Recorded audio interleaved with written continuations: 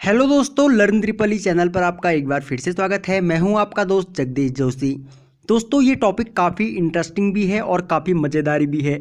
Please आप इस project को ज़रूर बनाइएगा, आपको बहुत मज़ा आएगा।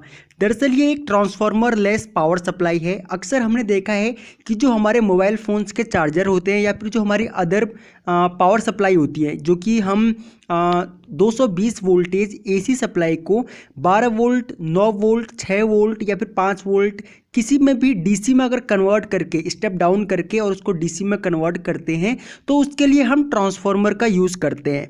लेकिन इस सर्किट में मैं आपको दिखाऊंगा कि किस तरीके से हम विदाउट ट्रांसफार्मर एक पावर सप्लाई बनाएंगे और उस पावर सप्लाई को हम किस तरीके से यूज़ कर सकते हैं एज ए, जैसे कि हम किसी भी जो हम पावर सप्लाई होती है हमारी ट्रांसफार्मर वाली, जो कि हमको ट्रांसफार्मर स्टेप डाउन करके देता है और फिर हम उससे डीसी में उस वोल्टेज को कन्वर्ट करते हैं। सेम हम इस सर्किट में ट्रांसफार्मर को यूज़ नहीं करेंगे। विदाउट ट्रांसफार्मर हम सप्लाई को स्टेप डाउन करेंगे और उसके बाद डीसी में कन्वर्ट करेंगे।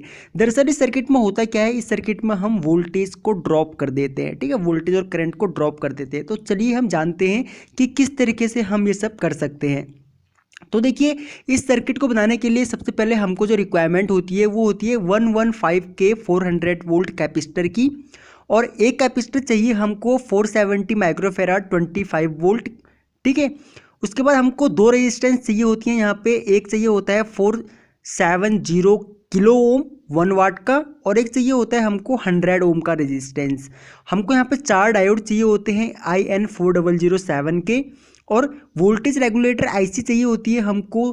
ये आपके रिक्वायरमेंट के अकॉर्डिंग है। देखिए, यहाँ पे अगर आपको आउटपुट वोल्टेज आपको कितना चाहिए ये उसके ऊपर डिपेंड करता है। मान लीजिए आपको 15 वोल्ट अगर आउटपुट में वोल्टेज चाहिए डीसी में, तो आप 7815 यूज कीजिए। अगर आपको 12 वोल्ट चाहिए तो 7812 यूज कीजिए। अगर आपको 9 वोल्ट चाहिए तो 7809 यूज कीजिए। अगर आपको 5 वोल्ट डीसी चाहिए तो आप 7805 यूज कीजिए। तो ये आपके रिक्वायरमेंट के अकॉर्डिंग है कि आपको यहाँ पे कौन सी आईसी यूज करनी है या फिर आपको कितना वोल्टेज चाहिए, उसके अकॉर्डिंग आप इस आईसी का सिलेक्शन कीजिए। ओके, तो चलिए सर्किट को देख लेते हैं अब हम। उसके बाद जैसे कि मैंने आपको यहाँ पे कुछ कंपोनेंट्स दिखाए थे कि हमको ये कंपोनेंट्स की रिक्वायरमेंट है। तो ये कंपोनेंट्स यहाँ पे हमारे यहाँ पे ये है। देखिए, ये हमारा कैपेसिटर है, ये रेजिस्टेंस है, ये हमारा डायोड है, ये हमारी आईसी है। जो मैं आईसी की बात कर रहा था 7805 और 7815 की जो आईसी थी, वोल्टेज रेगुलेटर आईसी, ये मैं इसके बारे में डिस्कस कर रहे थे हम, वो ये है। और ये हमारे कैपेसिटर है, जो दूसरा वाला कैपेसिटर मैंने आपको दिखाया था 470 माइक्रोफेराड का। ठीक है, तो देखिए यहाँ पे जो ये आईसी है, इस आईसी के बारे में मैंने एक सेपरेट वीडियो भी बना रखी है कि आईसी किस तरीके से काम करती है और हम इसको क्यों यूज़ करते हैं। तो आप वो वीडियोस भी मेरी देख सकते हैं। बाकी मैं उस वीडियो को इस वीडियो के नीचे डिस्क्रिप्शन में दे दूंगा, तो आप उसे फॉलो करके उस वीडियो को भी देख लीजिए, ताकि इस आईसी के बारे में जो भी आपका डाउट है वो बिल्कुल क्लियर हो जाए। वैसे मैं इस वीडियो में भी आपको समझाऊँगा इसके बारे में। ठीक है, तो अब हम बात करते हैं इस सर्किट के बारे में। देखिए दोस्तों, मैं ये सर्किट आपको बना के नहीं दिखाने वाला हूँ, बट मैं आपको समझा दूंगा, इस सर्किट को पूरा समझाऊंगा। और आप उसके बाद इन कंपोनेंट्स को आप बाय कीजिए, खरीदिए। खरीदने के बाद खुद आप असेंबल कीजिए। अगर आप असेंबल करने में आपको कोई दिक्कत होती है या फिर आपको एक्यूरेट वोल्टेज नहीं मिल पाता है आउटपुट में, तो आप मुझे कमेंट सेक्शन में कमेंट करके बताइए। मैं आपको उसके बाद प्रैक्टिकली करके दिखाऊंगा। ठीक है, क्योंकि मैं ये चाहता हूँ कि आप प्रैक्टिकली कीजिए। प्रैक्टिकली क्योंकि जब तक आप कोई भी सर्किट को प्रैक्टिकली अपने आप नहीं बनाएंगे, तब तक आपको कॉन्फिडेंस नहीं आएगा। जो आपका सेल्फ कॉन्फिडेंस है तब तक नहीं बढ़ेगा, जब तक आप खुद प्रैक्टिकली नहीं करोगे काम को। ठीक है, तो इसीलिए आपको प्रैक्टिकली करना है। मैं आपको यहाँ पे सर्किट समझा देता हूँ किस तरीके से सर्किट बनेगा। और इस सर्किट को बनाने के लिए मैं आपको जो मतलब कि कंप्लीटली, अगर मैं इस सर्किट को बनाने में पैसों की बात करूँ कि कितने पैसे लगेंगे, तो ये मान के चलिए आपका 30 से 35 रुपये में ये सर्किट आपका कंप्लीट बन जाएगा। और अगर हम ट्रांसफार्मर लगा के अगर इस सर्किट को बनाते हैं, तो ये मान के चलिए 50-60 रुपये का तो सिर्फ ट्रांसफार्मर ही आएगा। ठीक है, तो यहाँ पे जो ये सर्किट बनेगा, देखिए मुझसे मैंने कई सर्किट्स के बारे में मैंने अपनी पिछली वीडियोस में कुछ डिस्कस किया था। तो लोग मुझसे कमेंट में पूछते हैं कि जो ये सर्किट है ये कितने एम्पियर हमको आउटपुट देगा। तो देखिए, ये 70 से 80 मिली एम्पियर करंट आउटपुट में हमको करंट देगा और आउटपुट वोल्टेज हमारी या आईसी के अकॉर्डिंग हमको आउटपुट वोल्टेज मिल जाएगा।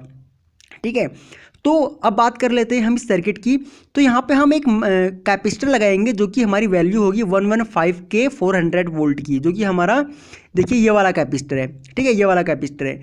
इस वाले कैपेसिटर को हम इस तरीके से कनेक्ट करेंगे। इसके जो दो टर्मिनल होंगे, एक टर्मिनल को हम सप्लाई से कनेक्ट कर देंगे, दूसरे टर्मिनल को हम निकाल देंगे और इन दोनों टर्मिनल्स के बीच में देखिए इन दोनों टर्मिनल्स के पैरेलल में हम यहाँ पे एक रेजिस्टेंस लगाएंगे 470 किलो ओम 1 वाट का।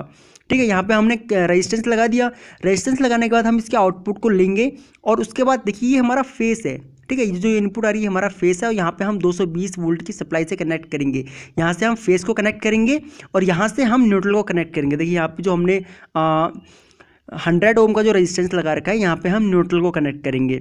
अब इस सर्किट का काम क्या होगा, जो ये हमने यहाँ पे ये जो सर्किट है हमारा और ये 100 ओम का जो रेजिस्टेंस है, इन दोनों रेजिस्टेंस और एक कैपेसिटर का काम होगा हमारा वोल्टेज और करंट को ड्रॉप करना।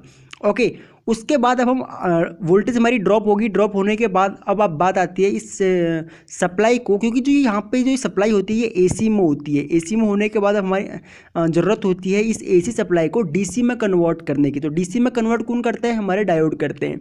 ठीक है, तो ये यहाँ पे हम एक ब्रिज रेक्टिफायर बनाते हैं। ब्रिज रेक्टिफायर के बारे में मैंने एक सेपरेट वीडियो बना रखी है, आप उस वीडियो को भी देख सकते हैं। तो यहाँ पर हम क्या काम करेंगे, देखिए ये जो ये डायोड है हमारा, है ना, ये डायोड है।